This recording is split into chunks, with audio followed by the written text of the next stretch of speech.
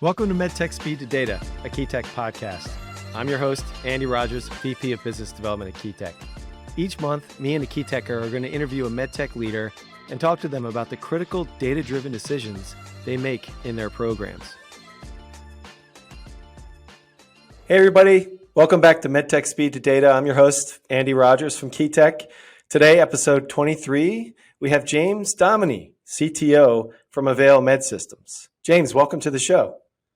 Thank you, Andy. Happy to be here. Yeah, really excited to have you on. We've had a few prior guests with products that are in the operating room, but yours is on a whole other level of intelligence. So I'm really excited to get into it, understand kind of the story behind it, and your plans going forward. But with most of our guests, I like to get started with a little bit more of the personal side. So James, you're CTO. You're responsible for this platform. Just kind of curious your background and how you sort of made the decision to work for this surgical telepresence company here at Avail. That's a fun story. So, I've been in technology in one fashion or another for all of my career, which I'm not going to number the decades. Yes, it's been a while, but this is the first time that I've been involved in medtech. I came to Avail not quite 2 years ago.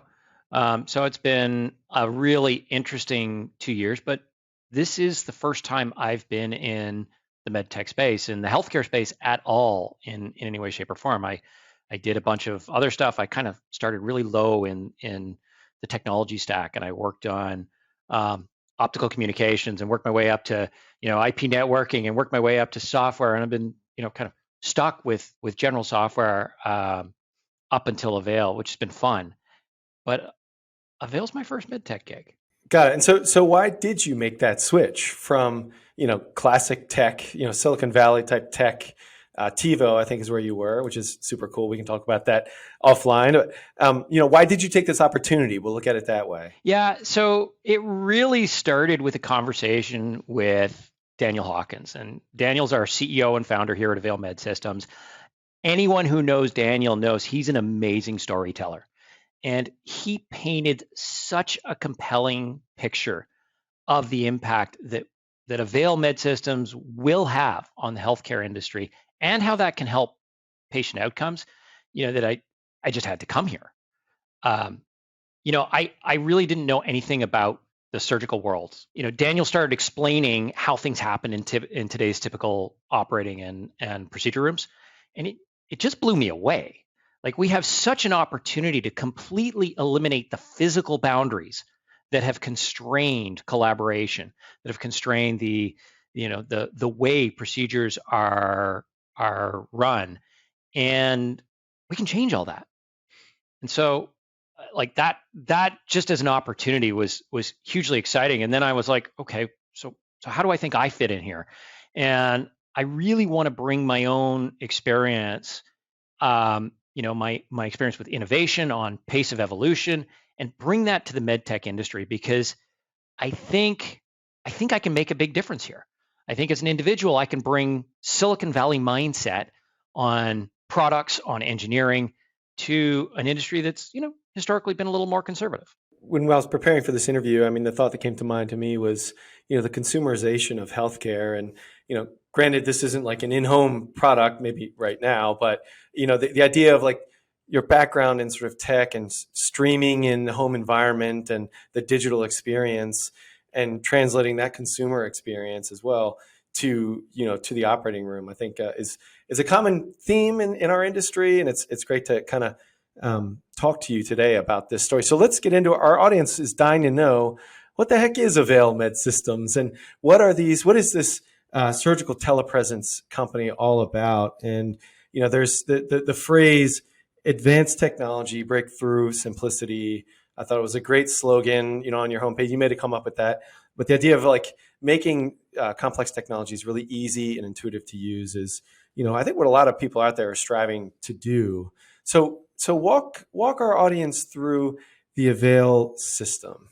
Sure, love to. I love talking about our product.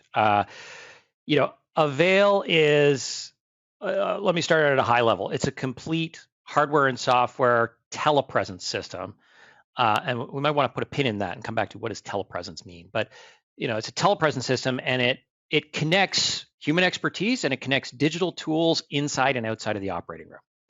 Okay, when you're connected with Avail, parties outside the operating room feel like they're present alongside the surgical care team. And we do that with remotely controlled high definition cameras, two-way audio. We stream both that camera views as well as other surgical imaging.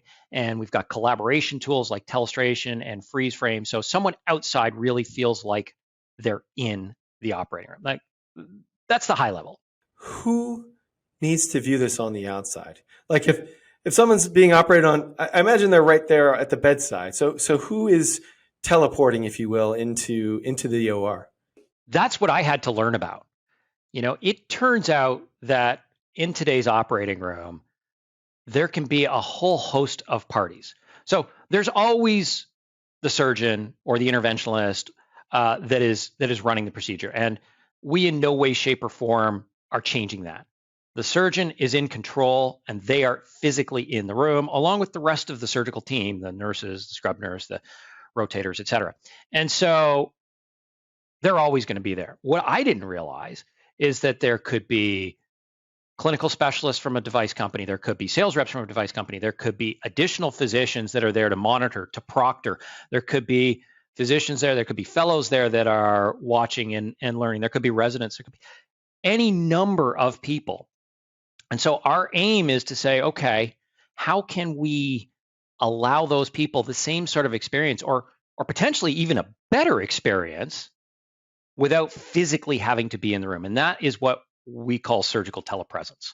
So all those people who are not the ones who are directly hands-on, they can be remote and yet still actively participating, not passively just watching a screen, but actively participating alongside. And what happens is as they're actively participating, they're controlling their own view. And they get to choose what they see through the cameras or the different imaging modalities that are connected to the Avail console. And by doing that, that's a much more active participation. They're also sharing what they want to see onto the big screen that we have in that procedure room. So now what they can do is they could be guiding the physician or providing some expertise to the physician if they need to. They can be saying, hey, you may want to look here. And they can annotate on the screen, and that can show up on the big screen we've got in the surgical room, so they can so that they can guide if necessary or answer questions. Sometimes they're not actually even doing that for the physician itself. Sometimes it might be a rep trying to help the scrub tech on the back table be ready for the next step that the surgeon's going to do. Right? There's an increasing amount of pressure on surgical staff, even outside of the surgeons themselves, on the nursing staff. And it's hard for them to keep track of everything that needs to happen sometimes, right? And there can be more and more turnover. We've seen that's been very difficult through the pandemic to keep people engaged, and there's been a lot of burnout. So as you get new people in, maybe there's a need to help guide the person on the scrub table who's providing that next instrument to the surgeon who's actually operating. That's really helpful. I guess just as you were talking, I'm curious. We're a medical device design company here at KeyTech, and like you always have to be sort of like single fault safe. So internet goes down, but you have someone who's the world renowned expert in some cardiovascular procedure saying you need to do this, and remember, don't go. You got to go. And if the signal goes out, now you're in the operating room. Now you're kind of on your own. I guess what are the rules of the engagement there? Like, from a device perspective, the device has to work when things go wrong. But from a procedural perspective, if your advisor, cuts out, I guess what are the rules there? It's a really challenging question. And so what I'd say right now is that surgeon who's in the room at the end of the day is ultimately responsible. They always have been ultimately responsible. They always, I anticipate, will be ultimately responsible. We're not changing that. We're not trying to take away any authority from that surgical team that's in the procedure room. So that's really the ultimate fail-safe to anything we have is you're no worse off than you were before. Now, we don't want to be that. We want to enable more than that. And so we certainly build a redundant system and a very reliable system. And in fact, we've put really great features into this platform, but we've equally focused on reliability of the system. So, we're tolerant to power going out. We've got battery backup, et cetera. We build this thing so that we are reliable from component failure, et cetera. So, that goes into the design, a good design of a device, and that's definitely there. But at the end of the day, it has been and will continue to be the surgeon who is the owner of what is happening in the room. That makes sense. Is there a particular, I don't know, killer app or, target market, for this product? Like, are there certain procedures that lend themselves more to this sort of external advisor and in operating room, advising the in operating room team, or is it just any surgical procedure? Because I imagine you got to pay for the use, right? So yeah, I mean, actually, that is kind of cool about the business model. I can't claim any ownership of the business model in any way, shape, or form, but it is pretty cool. This is not sold as a piece of capital equipment. This is sold as more of a SaaS type platform or a software type platform where it's use that generates the revenue for us and that pays for the system. The question as to what is what are we best suited to? That's really evolved over time. I'm going to stand here and, of course, say every procedure needs an Avail console and must be supported remotely. No, I actually do think that where we are today, and I'm going to give you a software analogy in just a second, where we are today is just at the infancy of how this can be used. Where we are today, we are supporting, the physicians that are performing procedures get support occasionally for their activities. And my personal bias says, why doesn't every surgical procedure intervention have support? Why isn't there collaboration on every single time someone is doing something? I'll give you the software example and why I think that. If you go back 30 years in software development, people wrote code, they checked it in, hopefully it all worked together, got tested, etc. We've come a long way in 30 years. And one of those things that happens now, and this is just standard practice, anytime any software engineer today writes a line of code, unless they're at a startup that they are the sole engineer, it gets into a system where it gets peer reviewed. Nothing gets into your main code base without getting peer reviewed. Every single line of code gets peer reviewed. It's a check, right? We use GitLab, other people use GitHub. There's all sorts of different tools. There are automated review processes. Nothing gets through without review. That's collaboration, okay? And then, of course, after that review, there's also automated testing, et cetera. Lots of great stuff that goes on. I think about that and I think, okay, so how do we take that sort of model into the procedure room? Why does a physician have to work on their own when they fundamentally don't have to? And that was actually one of the questions I had when I first came into this. Was, do surgeons want help? do they want that person, do they want it recorded, and do they want someone looking over their shoulder? I would say maybe half don't, and the younger half do, maybe. I think there may be some generational differences. Certainly, collaboration is more and more common as we've grown up with it. But that was one of the first questions I had for Daniel, and I probed on a few other people, and I've got some friends who are physicians. Will a surgeon want someone looking over their shoulder? And by and large, the answer is yeah. And it's not because they want someone looking over their shoulder. It's not someone to say, oh, you made a mistake. It's, well, crap, if I get into a situation, and I probably won't, but if I do get into a situation where I haven't seen this before, or I just want to phone a friend, I just want that safety blanket. And it's a fantastic safety blanket to have. Now, that's just one of the use cases, though. supporting the physician in the room is just one of the use cases that we've got. The other is actually the physician broadcasting out and educating people outside of the room. And so that's a medical education or clinical education use case. And that's certainly also one of the things we are used for. What we found as time has evolved, right? I kind of said we've seen some of the use cases change over time. Where it started with medical education was a clear one.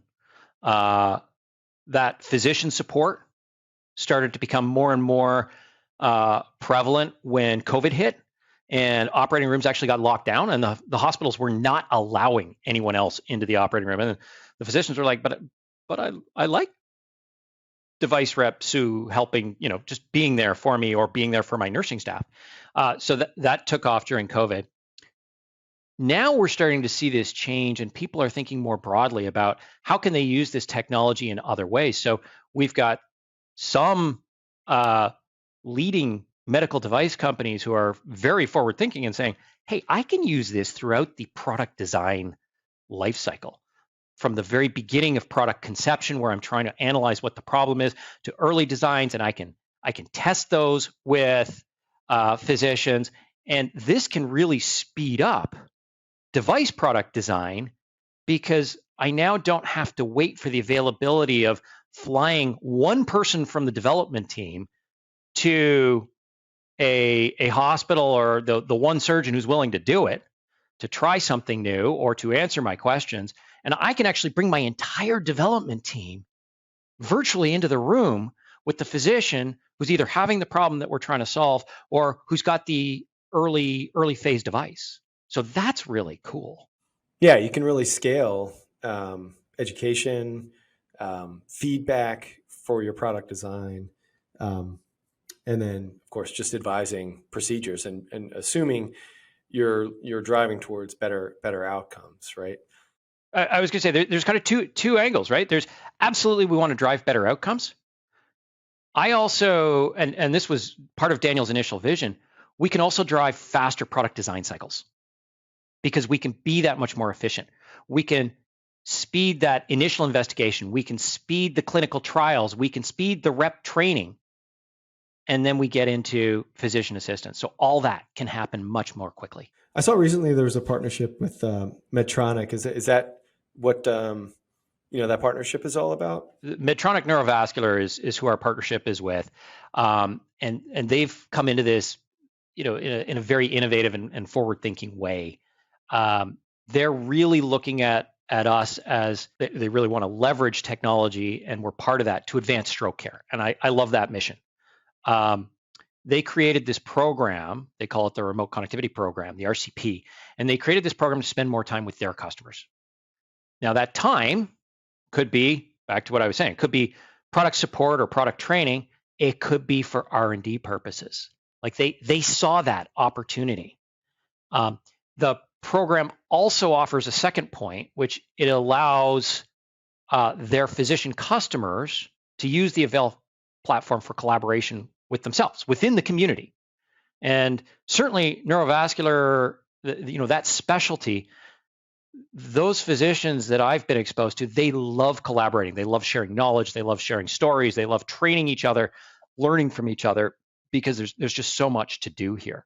Got it. Yeah, I want to come back to the vision of ultimately digitizing the operating room. That's, I imagine, part of your mission. But let's take a step back here for a second and talk about your product. And you've been with Avail for 18 months or 2 years, something along those lines. And I want to understand how the product has evolved over time. And the name of the podcast is Speed to Data, right? So what data are you looking for to inform these, I guess, new releases of the product, and informing how it has evolved and will evolve over time?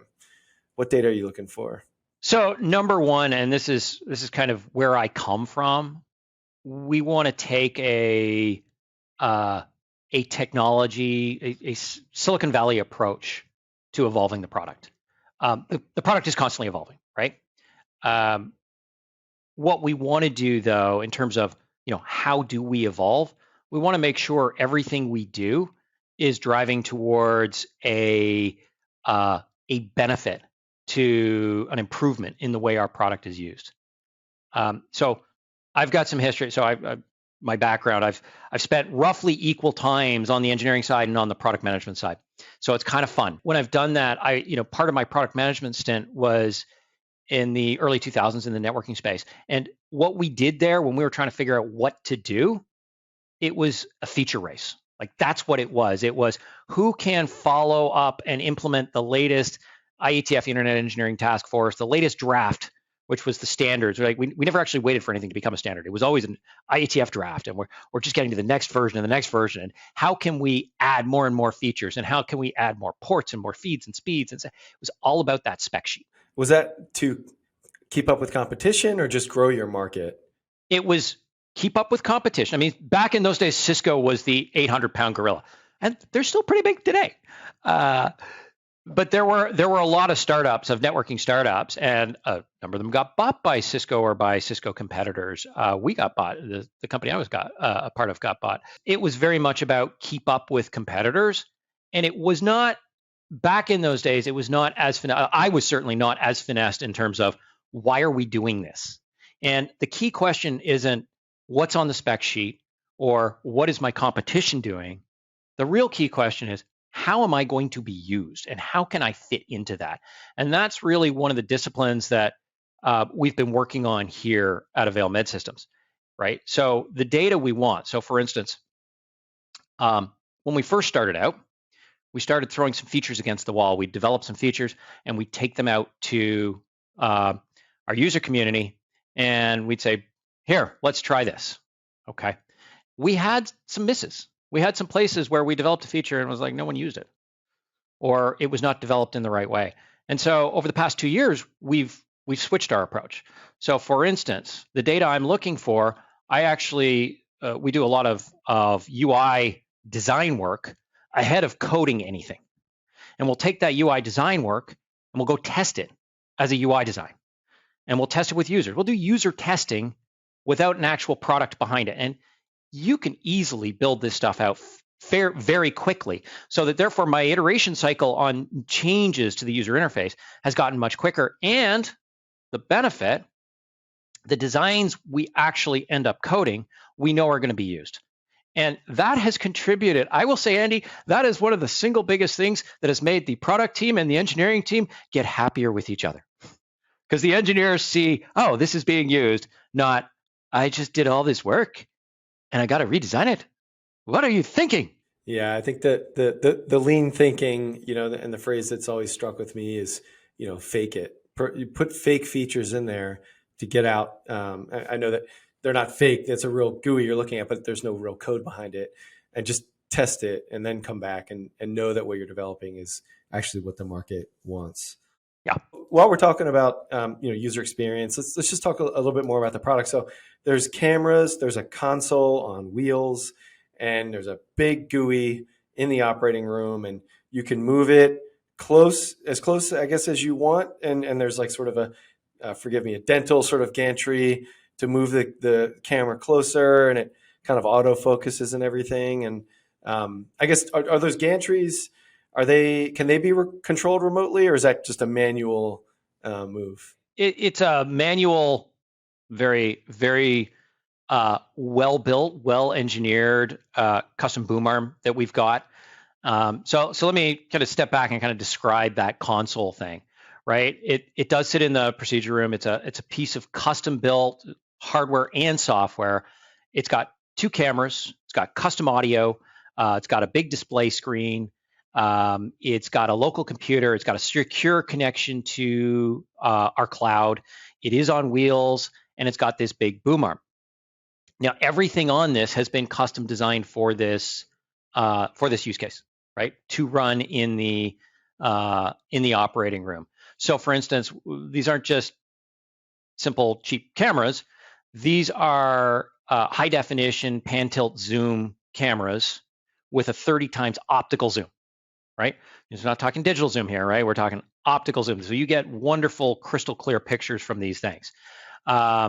And that PTZ part, that's what's remotely controlled. So think of your camera in the housing, and the person who's remote gets to choose where the camera is focused, how it's zoomed in or zoomed out, etc.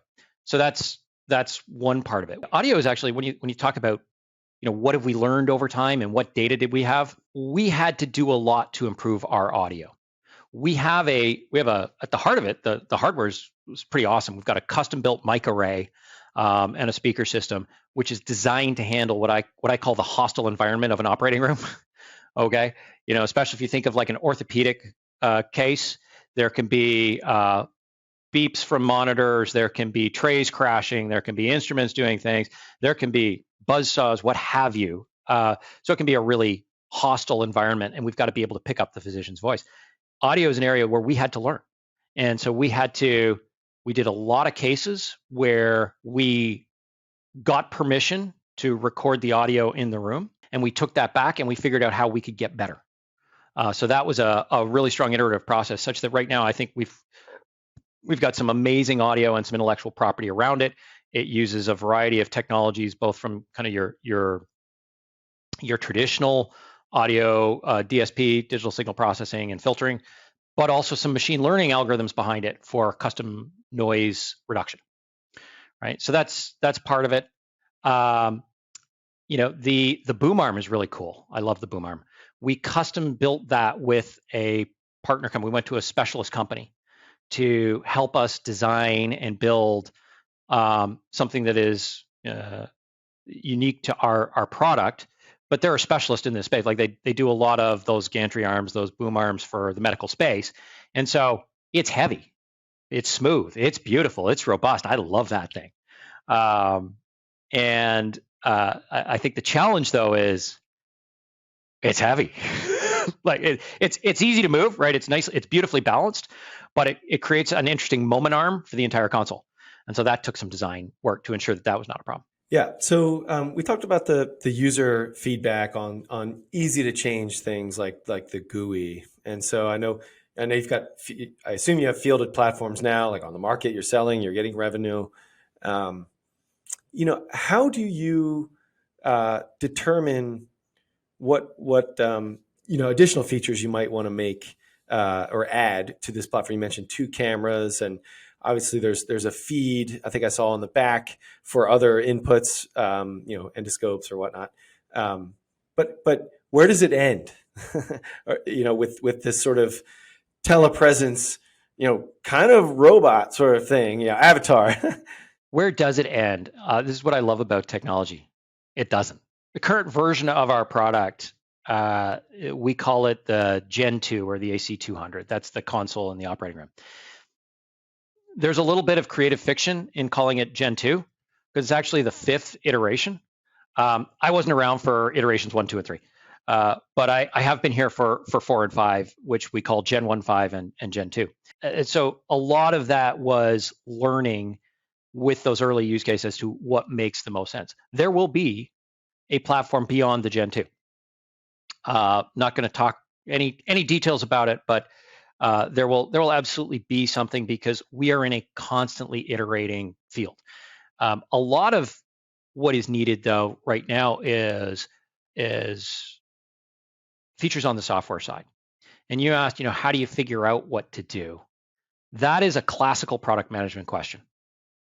So I feel I'm actually allowed to answer that, not just take the engineering side. And that is, you got to go out and listen to your customers. And you also have to filter what you hear from your customers to understand what is the root problem that we're trying to solve. So that process what has led us to kind of the current incarnation that we have. It led us to spend a lot of time on audio, as I mentioned. We also generate a lot of data. You've got to go back to the title of the podcast, right? We generate a lot of data ourselves that we monitor. So one of the most important things, to cycle back to something you asked at the beginning, what happens if things go down or go wrong? Like, we have a communications platform. We've all used Zoom or Teams or whatever, pick your favorite collaboration platform. What happens when they go down? Well, you got to make sure they don't. You got to be reliable. So we generate a lot of data ourselves, and we spend a lot of time consuming our log data. We're big fans of Splunk. Throw everything we possibly can into Splunk. At some point, that's going to cost me a lot of money with Splunk, but right now it's manageable, and so we can do a lot of analysis on the data we get there to figure out what people are using, and to figure out as well, are we having any potential problems that we can get in front of. I'm not familiar with Splunk, James. What is Splunk? Splunk is a great data management tool. This episode is not sponsored by Splunk, by the way. Yeah, and so I'll keep it very short. There are a number of data platforms where you can throw data and it can help you analyze it. You can slice and dice it and show it in different ways and visualize it. So it's a combination of an analysis tool and a data visualization tool altogether. So it's just great for that. A lot of people in the traditional tech world use it for analyzing, what's going on in your software application. Buzzword here, cybersecurity.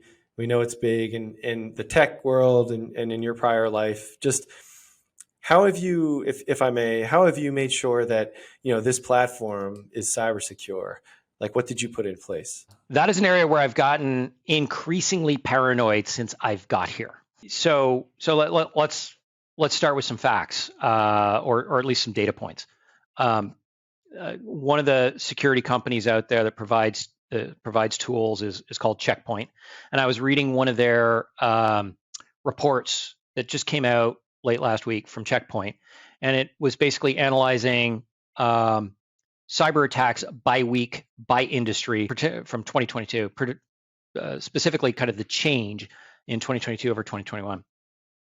Healthcare had the largest percentage increase of any other industry. It was a 75% increase in weekly cyber attacks per organization in 2022 over 2021. Healthcare is increasingly the target of choice of bad actors. Scares the crap out of me. We have to get in front of that. By the way, healthcare is now the third by industry in terms of total number of attacks per week. And it's third. Number one is, I think it's education and research, and the number two is like government and military. I could have one and two, but reverse. But healthcare is above the financial industry. It's above the communications industry. It's above ISPs. You take your pick. We are a target, so we have to get in front of that. And so one of the things that I have pushed internally with the team, there's been a buzzword for years, mostly around quality, of this thing called a software development lifecycle, an SDLC. And you should follow an SDLC. You should publish it. You shouldn't just write code randomly, but you should have a structured process, and that's going to allow you to turn out higher quality code. Well, over the past 2 years, that's really morphed.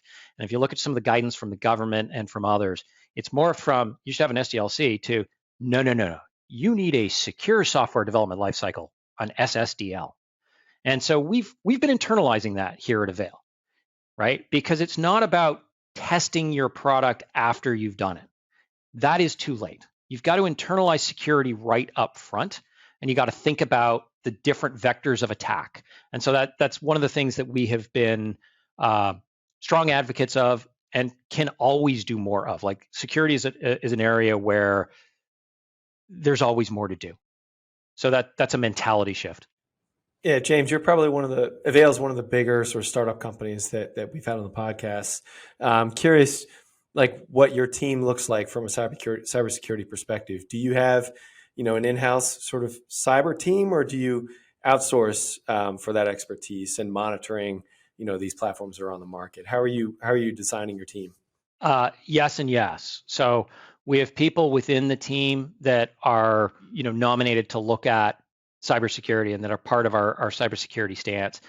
We do absolutely employ outside expertise, because as a startup, you can never have it all in-house, and so we've employed various different folks. We've also implemented a security platform that implements continuous monitoring. So there's kind of two parts to this, right? There's the development of the platform, and there's the security of the organization, right? That's kind of the way I look at it. So the development of the platform, that's been a lot of education to the engineers about, here's design patterns to avoid. Here's the OWASP top 10, don't do them, right? Constant training on that. Here are the tools we're going to work through to constantly test our code at very early stages to make sure we don't have vulnerabilities and we're not introducing vulnerabilities, especially through third-party libraries. It's a particularly nasty source of vulnerability. So that's kind of the development side. And then on the regular process or organizational side of things, we went and we partnered with we bought some services that are constantly monitoring our environment, and they're monitoring our development environments, and they're monitoring our organization, et cetera. So, as a startup, we get to use a lot of the latest technology. So we have, for instance, we don't have any servers in-house, right? Everything we use is a software as a service or cloud host, right? Everyone's got their own personal laptop, but that's about it. And so that actually makes security of the organization a little bit cleaner. We don't have some of the problems that legacy organizations have because I don't have to maintain server farms that I have to keep patched. Amazon handles that for me. Thank you, Amazon. So we can streamline things that way, but it's we got to think both about the product and the way we develop it and about the organization and the processes behind that. All right, James, we're getting towards the end of our time here. It's time for me to start asking the tough questions. So your product is 2 cameras on a console in an operating room. And I don't know, what I could buy 2 cameras and put it on a console and call myself a startup and make it for half the price of yours. I'm just curious, what your moat is as a company. And I think I know the answer, but I think I want to hear from you, how Avail can really, have that moat that's so critical for products that that are in this space. There's an answer today, and then there's an answer tomorrow. So let's start with today. Today, we're the best damn platform that's out there. And I can say that confidently because I've heard it from our customers who have said, we use your platform, it works. It works every time. The quality of the audio and the video that you're transmitting is awesome, right? And there are some other people in this space, and that is not said about them. So the answer is we have built a custom system to integrate everything together to make sure we have the best experience for our users. And then we've spent a lot of time to make it intuitive and easy to use, so it's not just a hack together user experience, right? It's intuitive. It looks similar to some of the other collaboration platforms, like a Zoom or but yet it is optimized for use in the surgical environment, et cetera. So I'm comfortable that we have the best platform and that it's not as trivial a problem to just stick a couple of cameras on a stick. You got to find the right cameras to begin with. Not everything out there has a 30-time optical zoom. That big boom arm I mentioned, there is physical engineering that goes into the hardware of this, and then you've got to package it all up in a way that a hospital is going to accept, right? So go back to that security point you're talking about. I have spent a bunch of time talking to hospital IT security teams about exactly what we're doing and why we're secure, and getting external certifications of that so that they will deploy us. If you just come in as James's hardware co, James's software co, whatever, they're not going to accept it. So a lot of that validation has come through, and I'm comfortable with that. But get to where we're going. The future is not just surgical telepresence, right? What we are enabling is really stretching into the digitization of the operating room, which has been a buzz phrase for a few years. What does that mean? So what does it mean? How can we bring more and more digital techniques into the operating room? How can we enable more and more collaboration? I'll give you some examples. There's a ton of work going on by people far smarter than I am, we have some of them too, but in the artificial intelligence, the machine learning space, to do cool stuff based on data, learn things from images, propose new potential therapies to guide physicians before, during, and after a procedure. One of the challenges for all of these folks, very heavily in the software space, and one of the challenges for all of these folks is a couplefold. How do I for all this new technology. How do I get into the operating room? I need a host. I need something to run on. And then how do I get access to the imagery that I need to actually run this really cool ML model that I've built that is, so unique because I've trained it on some data that no one else has. But I need to get access to the imagery. So we have a platform that today is capturing all the imagery in the appropriate surgery. We have a compute platform. We have a secure connection to the cloud. So if you want to run something locally in the operating room, if you want to run something in the cloud because it's a really big workload, we're a platform to do that. And in fact, back in October, we announced our first partnership. We didn't announce who it was. We said it's coming, and we will deliver that in the first quarter. And I'm happy to say we're on track to show our first third-party software integration with the Avail platform that shows not only are we transmitting voice and video and your scopes, we're also able to give someone a platform to bring their software expertise into the operating room and collaborate on top of the Avail platform. So that's the next moat.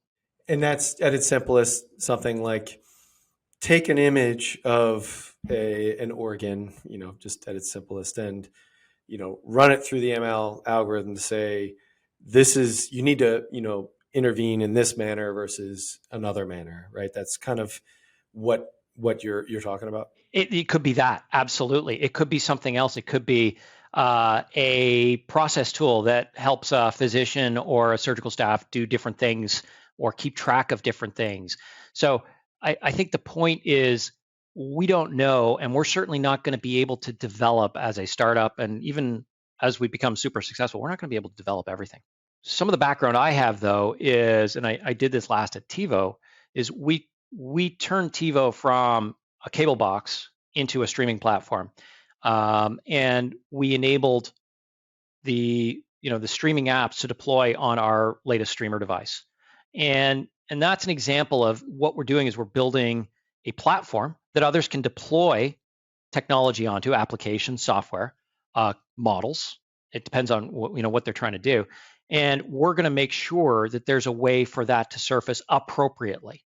So we're turning ourselves into that software platform that is going to help move forward this concept of digitizing the operating room, and that's our contribution to it. The consumerization of healthcare, and just the speed to getting these products on the market, and you don't always have a perfect moat. It's a matter of like you were saying, kind of at the top, roll out as many new features as you can. Listen to your user. Just keep proceeding forward and be opportunistic with your partnerships where they kind of fit your business model, and you'll be successful. So you use the term platform. I think that's a great product to launch.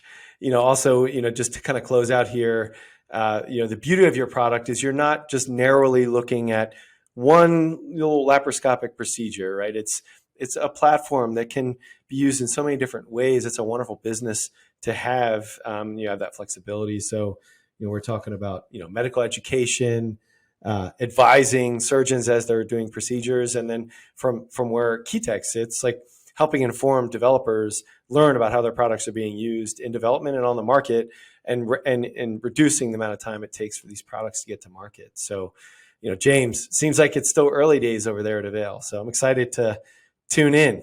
Absolutely still early days, but it's exciting because we're starting to see, the vision that Daniel had, we're starting to see it really come to life. Well, James, and everyone, thanks for tuning in to MedTech Speed to Data, episode 23. Until next time, thanks again, everybody. Appreciate it. Thanks, Andy. Thanks for tuning in to MedTech Speed to Data, a Keytech podcast. Join us each month for more ways to get the right data faster to inform critical decisions. Find additional resources on our website, keytechinc.com. If you like this episode, don't forget to subscribe, and please leave a review on iTunes whenever you listen. Thanks.